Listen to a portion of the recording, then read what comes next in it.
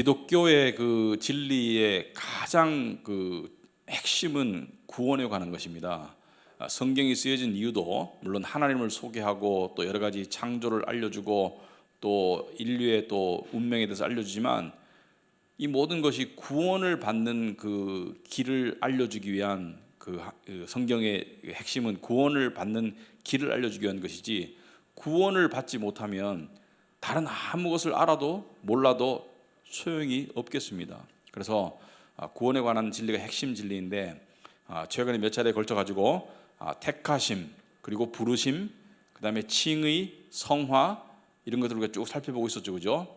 살펴보고 있었는데 오늘은 성도의 견인, 오늘 그 조직신학 15번째 시간인데 성도의 견인에 대해서 우리가 살펴보도록 하겠다.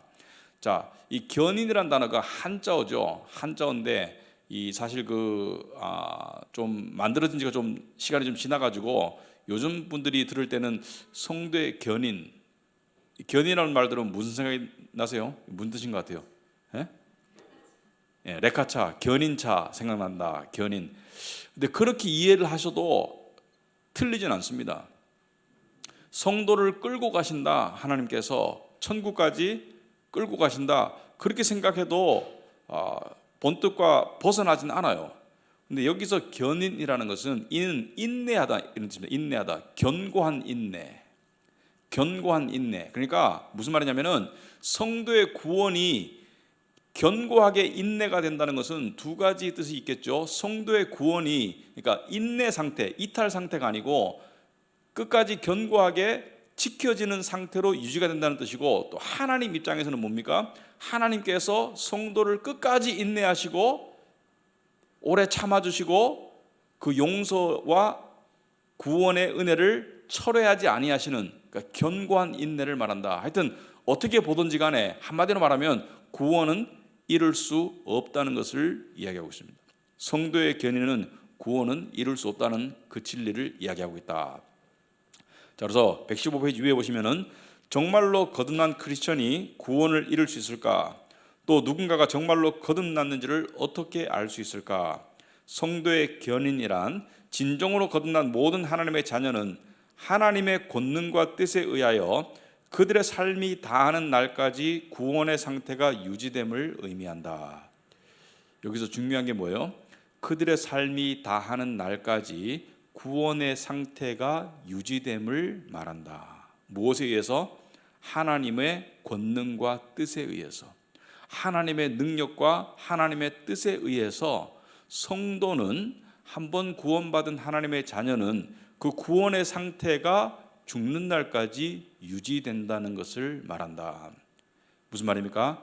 유지되지 않는, 그러니까 구원의 상태에서 이탈하는 경우가 발생할 수가 없다는 것을 이야기합니다. 왜냐하면 하나님은 한 번 자신의 백성이 된 자들을 절대로 잃어버리지 않으신다고 약속하셨기 때문에.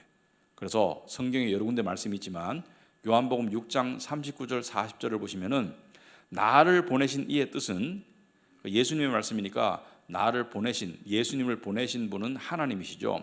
하나님의 뜻은 내게 주신 자 중에 내가 하나도 잃어버리지 아니하고, 여기서 하나도가 중요하죠.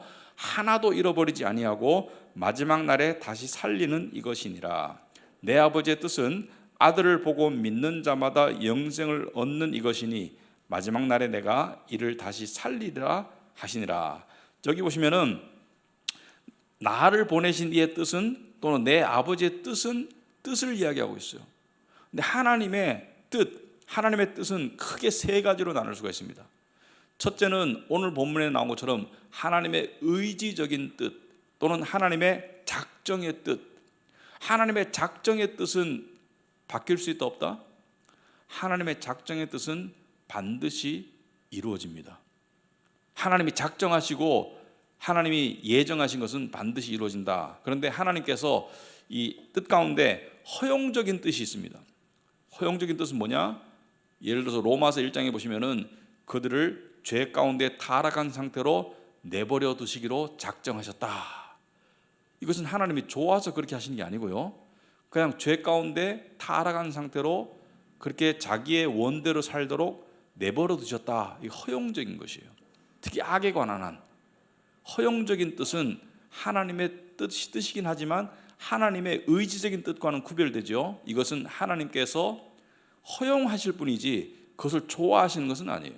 그 다음에 또 심정적인 뜻이 있죠. 어떤 뜻입니까? 하나님께서는 모든 사람이 구원에 이르기를 원하신다. 예수님께서 예루살렘 성을 보시면서 우셨죠. 예루살렘아 예루살렘아. 왜냐하면 예수님을 거부하고 메시아를 죽인 그 대가로, 그 벌로 AD 70년에 초토화되고 많은 사람들이 죽임을 당할 것을 아시고 불쌍하셔서 오늘 네가 내 뜻을 알았더라면, 이렇게 말씀하시는 건 뭐예요? 심정적인 뜻이죠. 모든 사람이 구원에 이르기를 바라는 하나님의 심정적인 뜻을 말씀하시는 건데, 그에 반해서 심정적인 뜻은 반대의 경우죠. 그렇지 않았으면 좋았을 텐데, 멸망하지 않았으면 좋았을 텐데. 근데 의지적인 뜻은 뭐예요? 하나님의 분명한 작정입니다. 택함이나 구원이나 또는 하나도 잃어버리지 않는다거나 마지막 날에 다시 살리신다거나, 이것은 성부 하나님과 성자 예수님의 의지적인 뜻이기 때문에 반드시 이루어지는 것이다. 그래서 요한복음 10장 28절에 내가 그들에게 영생을 주노니 영원히 멸망하지 아니할 것이요 또 그들을 내 손에서 빼앗을 자가 없느니라. 이것도 의지적인 뜻이죠. 절대로 하나도 빼앗기지 않겠다는 것은 구원으로 택한 모든 자녀들, 그리고 구원하신 모든 성도들은 하나도 남김없이, 하나의 예외 없이 끝까지 구원 상태로 유지시키셨다가 마지막 날에 다시 천국 백성으로 살리시겠다, 부활시키겠다. 이것이 하나님의 뜻이다. 그래서 성도의 견인은 어디에 달려 있는 거예요? 우리의 구원이 흔들림 없이 유지되는 것은 어디에 달려 있는 거예요? 우리의 의지에 달려 있는 게 아닙니다. 하나님의 작정과 의지에 달려 있는 것이지. 하나님께서 그렇게 하시겠다는 것이죠. 자, 그런데 구원을 받았음에도 불구하고, 자, 지금부터 조금 중요한 얘기인데, 구원을 받았음에도 불구하고 구원을 의심하는 사람들이 있고, 구원을 받지 않았음에도 불구하고 구원을 확신하는 사람들이 있어요. 이 둘을 구별을 잘 해야 되는데, 구원을 받은 사람은 구원을 확신하는 쪽으로 나아가는 것이 하나님의 뜻입니다. 근데 구원을 받지 않았는데 구원을 확신하는 것은 자기 착각이죠. 자, 그런 것들을 우리가 어떻게 구별할 수 있나? 먼저 구원을 받았음에도 구원의 확신을 가지지 못하고 의심하는 경우들이 있다. 일반적으로 대부분의 성도들은 구원의 의심 상태를 겪었거나 겪고 있을 것입니다. 구원의 의심 상태를 겪었거나 겪고 있을 것이다. 그래서 구원의 의심 자체가 문제가 아니에요. 의심을 확신으로 바꿔 나가는 것이 중요한 것이지. 자, 예수님을 믿고 거듭난 성도들 중에서도 자신이 정말로 구원을 받았다는 사실을 의심하는 사람들이 상당히 많다. 이것은 참 안타까운 현실인 동시에 해결받아야 할 문제이다. 하늘나라의 시민권을 이미 가지고 있으면서도 죽는 그날까지 그 사실을 계속 의심하면서 신앙생활을 한다면 얼마나 안타까운 일인가. 제가 어떤 목사님이 그 회중이 7, 80대가 많은 교회였습니다. 근데 그 목사님께서 자기가 봤을 때는 예수님을 믿는 참 성도들이신데 나이가 드셔가지고 이제 몸이 아프고 또 죽을 날이 가까이 오고 하니까 구원의 확신을 못 가지고 불안해 하시는 분들이 상당수가 있어서 그분들에게 확신을 심어주려고 많이 노력하신다, 이런 얘기를 들은 적이 있습니다. 구원의 의심을 하시는 분들이 많다는 것이죠. 116페이지 위에 오시면은 자신이 하나님의 자녀라는 사실에 대한 확신이 없이 자신의 구원을 의심하면서 고난을 견디거나 죄책감에 시달리거나 심지어 죽음의 문턱에 다가가는 것이 얼마나 힘들고 무서운 일이겠는가. 천국과 지옥의 존재를 믿으면서도 정작 자신이 천국에 갈 수 있을지 없을지를 끊임없이 의심하며 살아간다는 것이 얼마나 불안한 일인가. 내가 천국도 믿고 지옥도 있다고 생각하고 하나님 계시다는 것도 알고 예수님 십자가도 믿고 하는데 내가 정말 구원 받았을까? 이것을 의심한다는 것은 상당히 괴로운 일이죠. 그런데 그런 분들이 꽤 있어요. 근데 왜 그런지는 이따가 나중에 좀 부연 설명하겠지만 가장 커다란 이유 중에 하나는 뭐예요? 사탄이 구원을 의심하도록 계속 괴롭히죠. 죄를 지었어요. 넘어졌어요. 너 그러고도 구원받은 사람 맞아? 삶이 좀 게을리 됐어요. 너 그러고도 구원받은 사람 맞아? 이런 식으로 계속 공격해 온다는 것이죠. 그런데 성도에게 구원의 확신이 없이, 여러분 구원의 확신 없이 신앙생활을 하는 것은 종교생활에 불과하고요, 불안한 생활이죠. 구원의 확신 없이 하나님을 어떻게 감사하고 기뻐할 수 있어요? 구원의 확신 때문에 하나님께 감사하고 찬송하고 기뻐하는 것이죠, 그죠? 그래서 구원의 확신은 성도에게 있어서 가장 근간이며 가장 핵심적인 그러한 확신입니다. 그래서 이것은 꼭 가져야 돼요. 성경 말씀에도 베드로서 1장 10절에 보시면은, 베드로서 1장 10절에 그러므로 형제들아 더욱 힘써 너의 부르심과 택하심을 굳게 하라. 여기서 부르심과 택하심을 굳게 하라는 것은 하나님께서 우리를 부르시고 택하신 그 사실을 굳게 하라는 게 아닙니다. 하나님의 택하심을 어떻게 더 굳게 해요? 택하심은 이미 정해져 있는데, 이미 굳고 이미 결정되어 있는 택하심을 어떻게 더 우리가 그 확실하게 만들 수가 있어요? 그건 불가능하죠. 이것은 하나님께서 우리를 부르시고 택하셨다는 그 자체를 굳게 하라는 것이 아니고, 하나님께서 우리를 부르시고 택하셨다는 그 사실을 내가 믿는 믿음을 굳게 하라는 거예요. 이해가 되시죠? 하나님 우리를 택하신 것은 그것은 이미 결정난 것이고, 그 택하심은 이미 단단한데 그것을 어떻게 더 굳게 할 수 있습니까? 그건 하나님의 영역은 이미 굳어져 있는데, 이미 결정되어 있는데, 여기서 굳게 하라는 것은 하나님이 우리를 부르시고 택하셨다는 그 믿음을 굳게 하라는 것이에요. 그러니까 뭐예요? 다른 말로 하면 구원의 확신을 단단하게 가지라는 것을 이야기하는 것이죠. 뭐냐? 구원의 확신을 가져야지 성도로서 믿음을 가지고 살아갈 수가 있고, 이 세상 가운데 평강 가운데 나아갈 수가 있습니다. 하나님께 감사로 나아갈 수가 있고요. 구원의 확신이 흔들리면 다 흔들리게 되어 있어요. 그래서 구원의 확신이 중요한데, 구원을 확신하는 것에 대한 이야기를 하기 전에 구원을 확신할 수 없는 경우들을 먼저 얘기해 봅시다. 이런 경우는 구원받았다고 확신하면 안 된다. 어떤 경우냐? 비성경적인 믿음을 가졌을 경우에는 구원을 확신하면 안 되죠. 예를 들어서 예수님을 믿는 믿음 하나만으로 구원받는 것이 아니고, 가톨릭이나 율법주의처럼 예수님을 믿는 믿음 바탕으로 내가 신앙생활을 몇 년 하고 얼마나 열심히 하고 이름으로써 구원의 확신을 점점 더 가져나가는 사람이 있다고 치면, 그 사람은 그 확신을 가져서는 안 돼요. 어떤 사람 이런 사람이 있습니다. 그래, 예수님 믿으셨으니까 천국 가시는 것은 확신하세요? 마음에 물어봐야 돼요. 정답을 얘기하라는 게 아니고. 그러면 이렇게 말씀하시는 분이 의외로 많아요. 글쎄요, 그래도 제가 신앙생활 수십 년 하고 그래도 하나님 앞에 예배 같은 거, 또 물질생활 같은 거 소홀히 안 하고 그래도 착실히 해왔으니까 하나님께서 알아서 하시겠죠. 하나님께서 그래도 저를 모른다 하지는 않으시겠죠. 이런 말이죠. 부잣집이 있는데 내가 그 집 앞마당을 매일매일 쓸었으니까, 매일매일 빗자루질 했으니까 그 집 잔칫날 초대해 주시겠죠. 내가 그 부잣집 앞에 가가지고 매일매일 그 앞길을 내가 청소하고 빗자루를 쓸었으니까, 그걸 안다면, 지극정성을 안다면, 그 정성을 안다면 잔칫날 나를 모른다 하지 않고 초대해서 대접하겠죠. 이런 거 똑같은 거예요. 나의 정성이 있으니까 그래도 모른다 하시진 않겠죠. 여기서 구원은 예수님으로 받는 거예요. 자기의 정성과 자기의 노력으로 받는 거예요. 그런 사람들은 구원의 확신을 가질 수가 없습니다. 그건 종교예요. 근데 의외로 그런 분들이 참 많아요. 의외로 나이 드신 분들 물어보면, 그래도 내가 신앙생활 했고 그래도 직분도 받았고 그래도 교회를 내가 떠난 적이 없고, 그런데 하나님께서 그래도 어여삐 봐주시겠죠. 지성이면 감천이라고, 이 정도 그래도 생활했으면 하나님이 알아서 하시겠죠. 알아서 하시겠죠라는 말 자체가 구원의 확신이 아니에요. 구원의 확신은 뭐예요?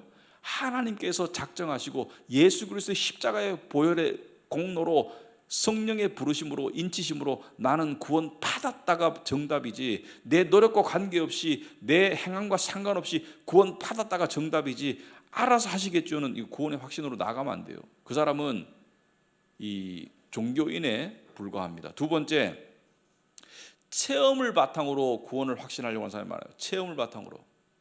구원 받았다고 확신합니까? 네, 제가 환상도 보았습니다. 꿈에 하나님이 나타났습니다. 또는 방언을 할 줄 압니다. 방언하는 것은 성령이 있다는 증거 아니겠습니까? 성령이 없어도 방언할 수 있습니다. 자신의 체험을 바탕으로, 또는 저는 모태신앙입니다. 태어날 때부터 믿는 가정에 모태신앙으로 태어났다. 모태신앙이라는 단어가 무슨 뜻인지 알지만은 모태신앙이라는 말만큼 비성경적인 말이 있을 수가 없습니다. 어떻게 모태로부터 신앙을 가지고 태어나요? 다 불신자로 태어나는데, 다 죄를 가지고 태어나는데, 기독교 집안에 태어난 것은 복이 되겠으나 모태신앙이라는 말은 성경적으로 성립되지 않는 말이죠. 이런 말이 아직까지 통용되고 있다는 자체가 무엇을 말합니까? 아직까지도 우리가 구원에 대한 제대로 된 깨달음이 부족하다는 것을 이야기하고 있다. 교회 전반적으로. 모태신앙은 있을 수가 없죠. 자, 이러한 체험을 바탕으로 하는 구원의 확신은 위험합니다. 예수님께서 경고하신 말씀에 비춰보면 마태복음 7장 22절 23절에 그날에 많은 사람들이 나더러 이르되 주여 주여 우리가 주의 이름으로 선지자 노릇하며 주의 이름으로 귀신을 쫓아내며 주의 이름으로 많은 권능을 행하지 아니하였나이까. 이 사람들이 지금 뭘 말하고 있어요? 다 체험을 이야기하고 있죠. 그죠? 체험을 이야기하고 있어요. 주의 이름으로 선지자 노릇하고 주의 이름으로 귀신을 쫓아내고 주의 이름으로 귀신도 쫓아내는 체험도 하고 많은 권능을 행하지 않았습니까? 뭐 신유라든지 뭐 병을 고친다든지 뭐 방언을 말한다든지 주의 이름으로 많은 권능을 행하지 않았습니까? 근데 예수님께서 뭐라 그래요? 그때 내가 그들에게 밝히 말하되 내가 너희를 도무지 알지 못하니 불법을 행하는 자들아 내게서 떠나가라 하리라. 무슨 말씀입니까?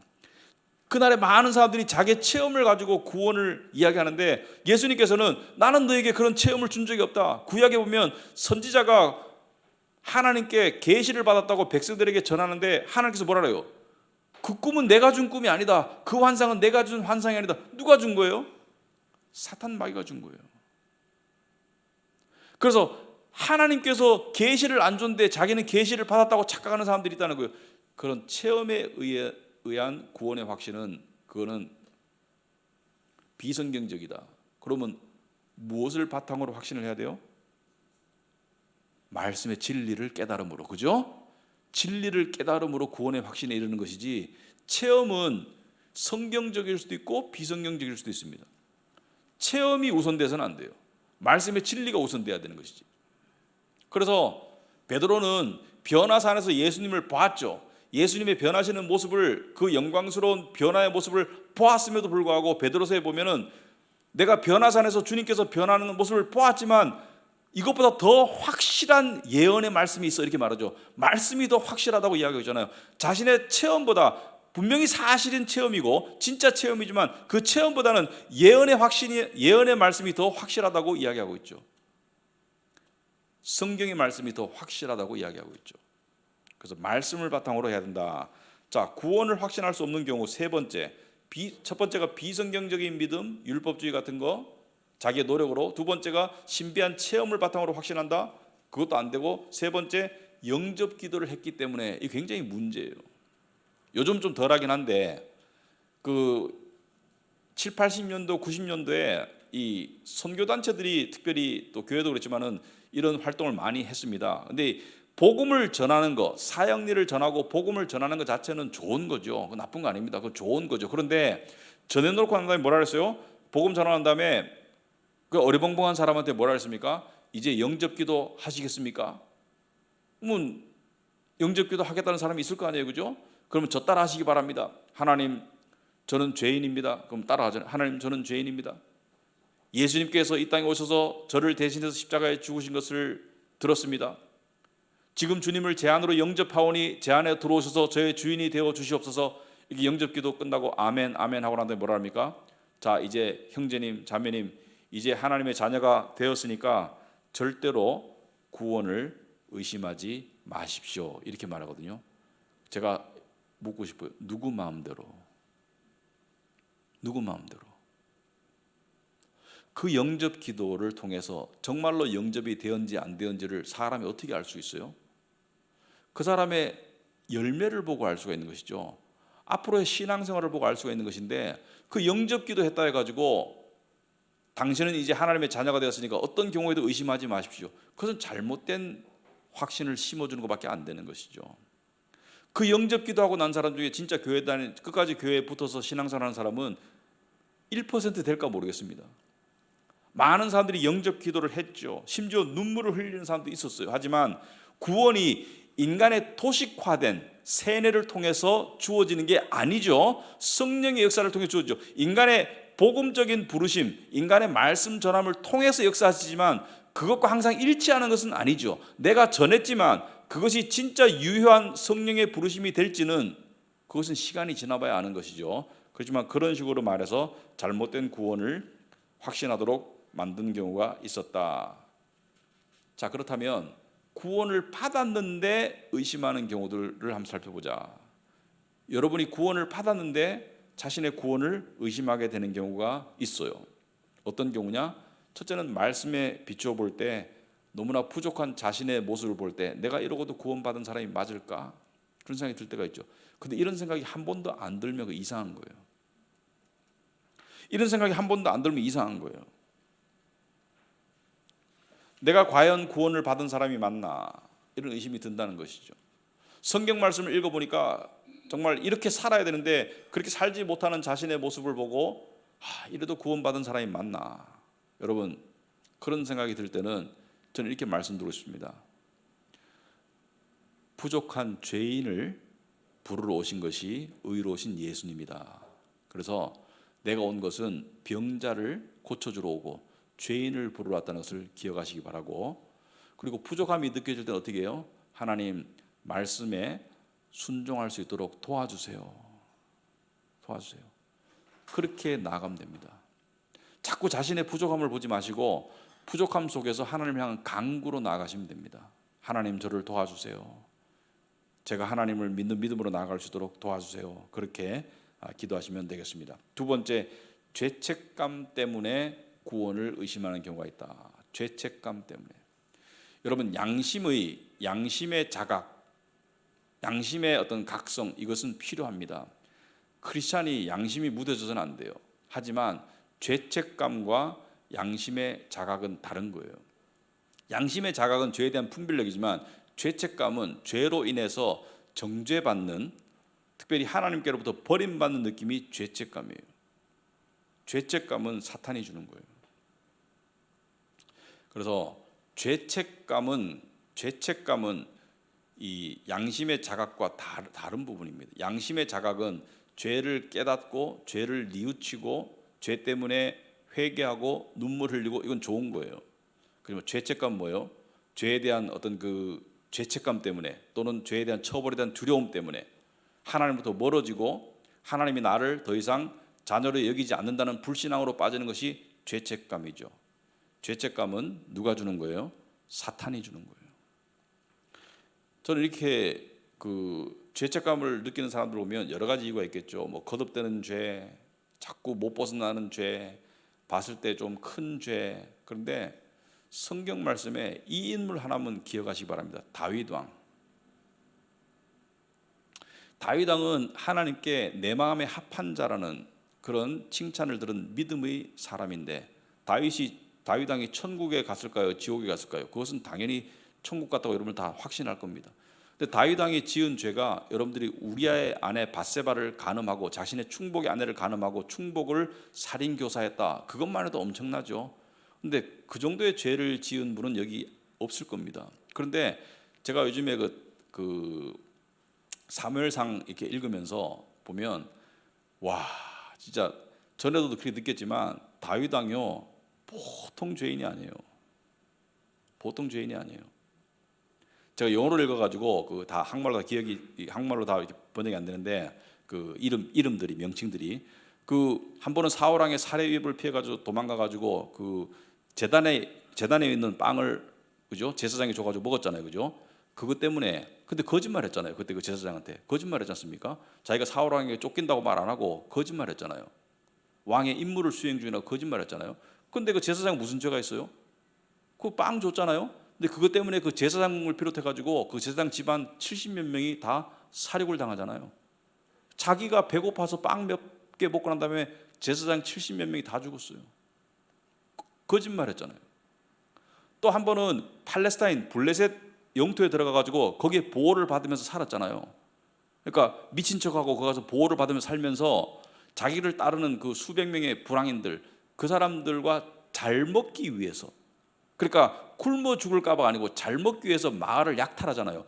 블레셋 마을을 약탈하잖아요, 그죠? 근데 블레셋의 비호를 받으면서 블레셋 마을을 약탈하면은 그게 탄로나면 자기가 죽을까 봐 그 약탈해서 소와 말과 양과 다 빼앗고 난 다음에 남녀노소를 어린아이까지 다 죽여버리잖아요. 왜? 말이 새 나갈까 봐.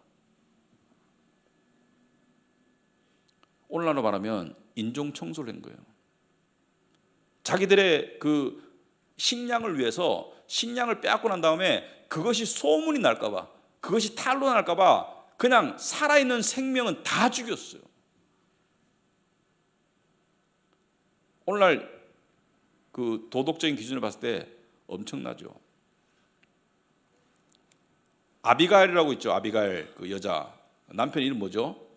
그 다윗 왕이 그 양떼를 보살펴 줬는데 이름 뭐죠? 나발의 그 아내 아비가일 죽자마자 그것도 그 여자와 또 다른 여자 한꺼번에 둘을 또 부인으로 취하잖아요. 그 빙산의 일각이죠. 제가 이런 말을 왜 하느냐? 다윗이 그러고도 용서를 받았다는 것을 이야기하고 싶은 거예요.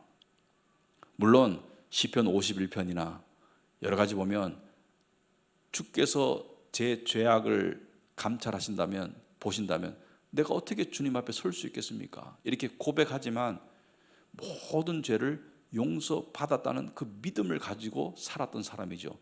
성경에 용서받지 못하는 죄는 한 개밖에 없습니다. 성령을 거스르는 죄. 성령을 거스르는 건 뭐예요? 예수님을 거부하는 거, 그거 맞고 예수님을 믿지 않는 불신앙의 죄 말고는 다 용서받는다는 거예요. 그래서 기독교인은 죄에 대해서 뻔뻔하면 안 되겠지만 죄의 징벌에 대해서는 단호하게 십자가를 적용해야 돼요. 모든 죄는 용서받습니다. 성경을 보세요. 다윗이나 아브라함이나 야곱이나 모든 죄는 용서받습니다. 그래서 죄책감 때문에 구원의 확신이 흔들리거나 줄어드는 일은 없어야 되겠다. 세 번째, 자신의 구원의 순간을 잘 모르기 때문에, 나는 극적인 체험이 없기 때문에 자꾸 극적인 체험을 원하는 사람이 있어요.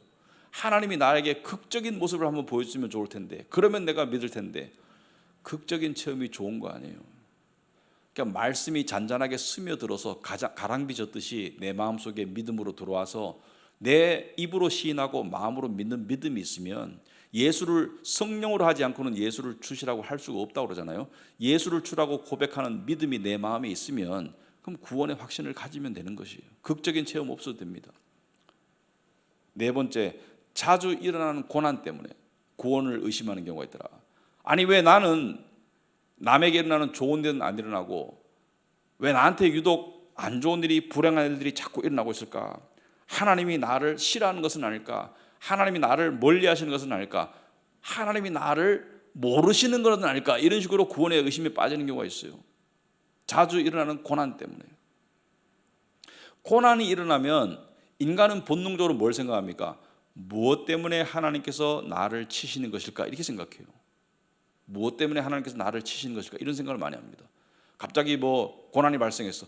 무엇 때문에 하나님 나를 치시는 것일까? 물론 어떤 고난은 우리의 잘못된 결정이나 우리의 죄의 결과로 나타날 수도 있지만, 많은 고난들은 우리가 그 이유를 몰라요.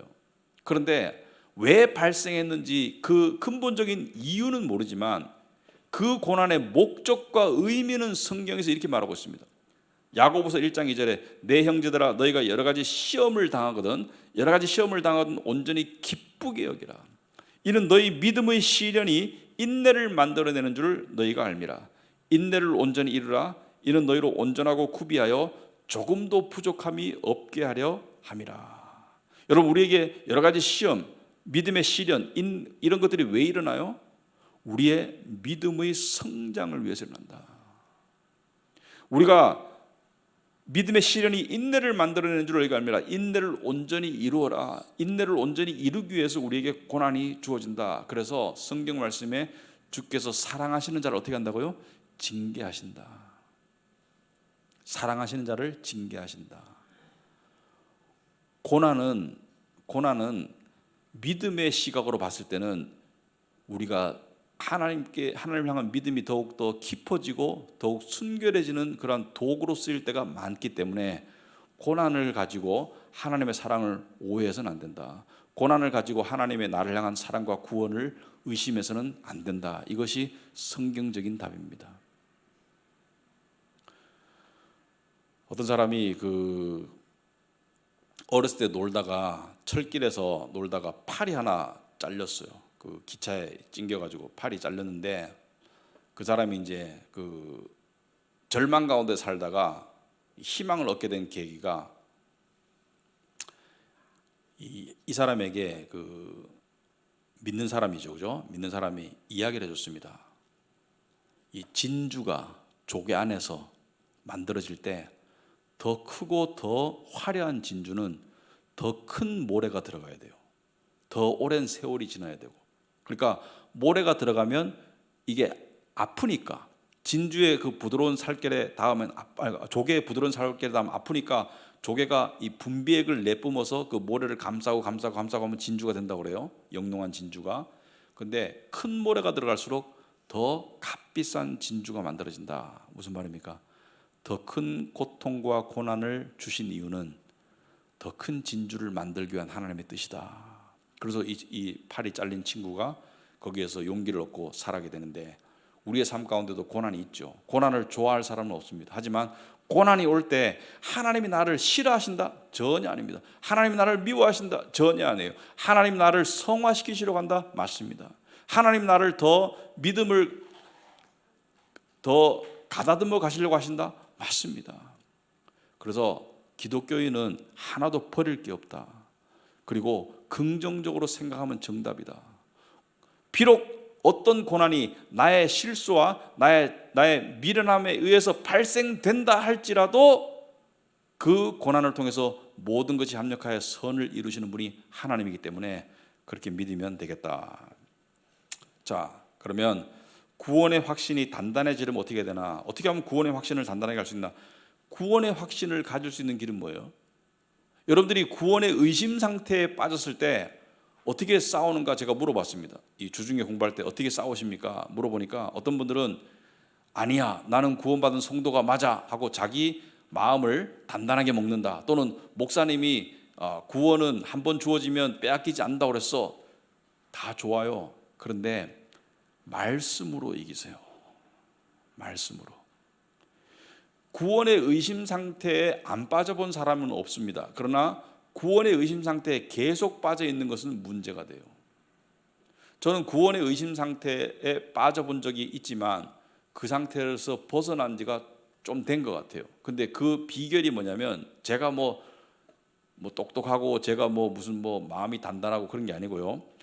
예수님께서 광야에서 시험 받으셨을 때 40일간 금식하시고 시험 받으셨을 때 배고프지? 사탄이 시험했잖아요. 이 돌로 빵을 만들어봐, 떡을 만들어봐.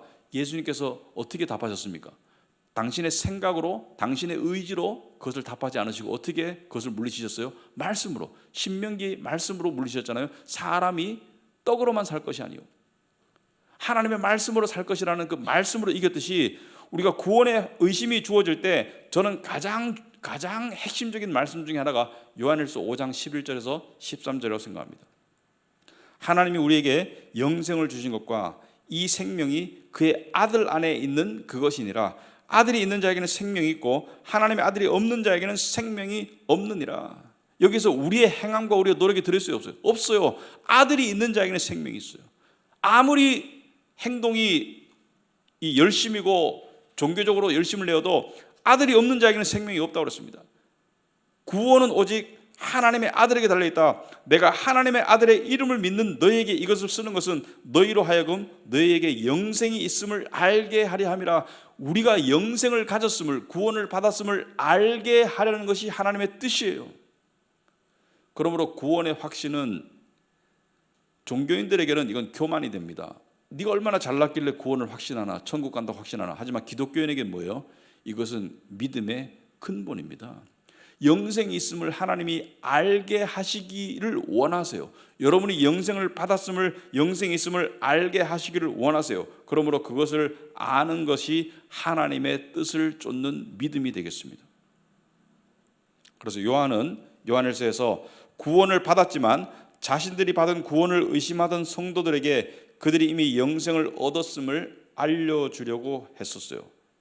이러한 구원의 확신과 관련된 말씀을 외우고 있으면 의심의 순간이 다가올 때 아주 절대적인 도움이 됩니다. 자신의 느낌이나 어떤 체험에 의존하는 불안한 확신이 아니라 가장 확실한 하나님의 객관적인 말씀에 근거하여 사탄의 공격에 맞서 싸우고 이길 수 있기 때문이고, 바울은 에베소서 6장에서 우리가 가진 확실한 무기는 성령의 검 곧 말씀이라고 그랬습니다.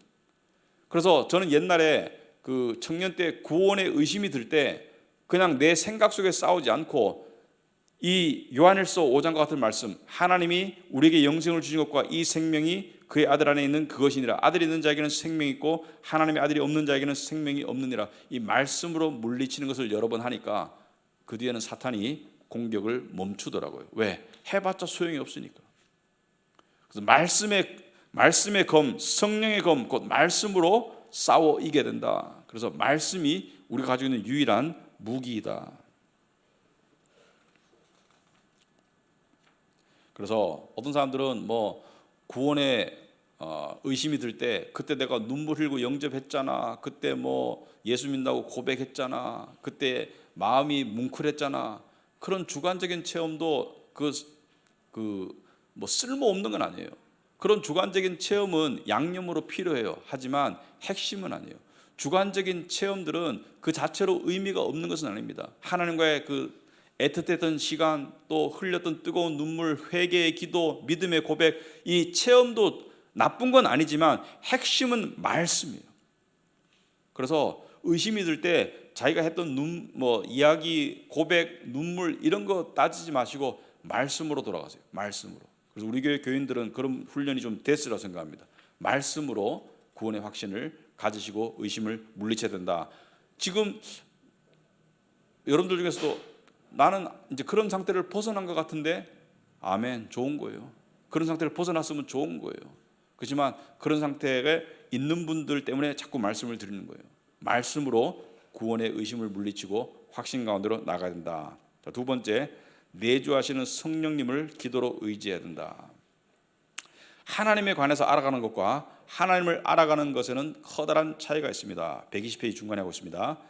물론 이 둘 다가 중요하고 서로 밀접한 관계가 있습니다. 성경을 공부하거나 설교를 통해서 우리는 하나님에 관한 진리들을 알아갑니다. 하지만 이러한 하나님에 관한 진리가 하나님을 개인적으로 알아가는 일에 적용되지 못하고 단지 지식에만 머문다면 구원의 확신과 기쁨을 누릴 수 없을 것입니다. 무슨 말이냐?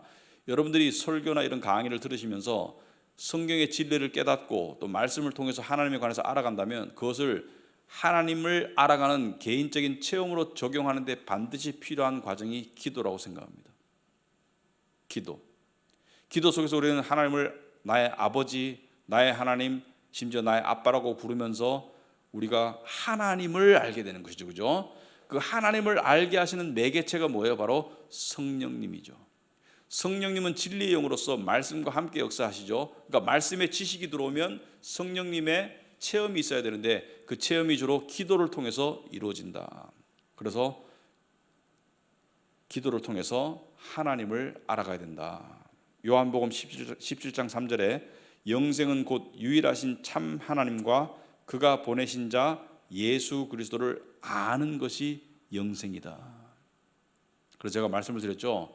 진리는 하나님을 가리키는 손가락과 같다. 진리 자체, 그러니까 교리 자체가 핵심, 교리 자체가 최종 종착역이 아니에요. 교리는 하나님을 향한 손가락과 같아요. 택함의 교리를 따지자면 택함의 교리 자체가 최종 목적지가 아니에요. 택함의 교리는 우리를 택하신 하나님을 향한 우리와의 관계 설정에 엄청난 도움이 되죠. 방향 설정에 엄청난 도움이 되지만 나를 택하신 하나님을 내가 만나야 돼요. 그래서 그런 하나님을 기도와 교제 가운데 알아가는 것이 중요하다. 그래서 로마서 8장 16절에 성령이 친히 우리의 영과 더불어 우리가 하나님의 자녀인 것을 증언하나니, 성령이 친히 우리의 영과 더불어 우리가 하나님의 자녀인 것을 증언하나니, 성령님께서 우리의 영과 더불어서 우리의 영 속에서 우리가 하나님의 자녀라는 것을 확신시켜 주신다. 그래서 무엇을 통해서? 말씀의 진리를 통해서. 그래서 말씀의 객관적인 진리와 내 안에 내주하시는 성령님의 역사가 함께 어우러져서 우리가 하나님을 알게 되고, 하나님을 아는 것이 구원의 확신입니다. 구원의 확신과 하나님을 아는 것은 따로 놓을 수 있는 게 아니에요. 하나님을 알면 구원의 확신은 저절로 주어지는 거예요. 그래서 말씀을 의지하시고, 두 번째 내주하시는 성령님을 기도로 의지하시고, 세 번째 예수 그리스도가 주인된 삶을 살도록 해야 됩니다.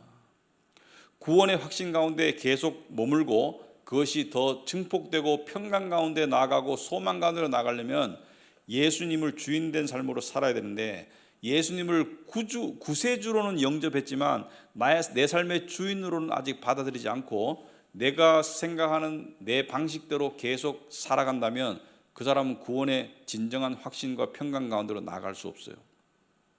그래서 기독교에는 제가 강조하지만 수동성이 중요합니다. 수동적 능동성이 중요하다. 하나님께서 명령하시는 것을 받아들이는 수동성, 그리고 그 속에서 열심을 내는 능동성이 중요하지, 기독교에는 주체적으로 살아가는 게 아니에요. 기독교는 주체적으로 자기 운명을 개척하라는 게 아닙니다.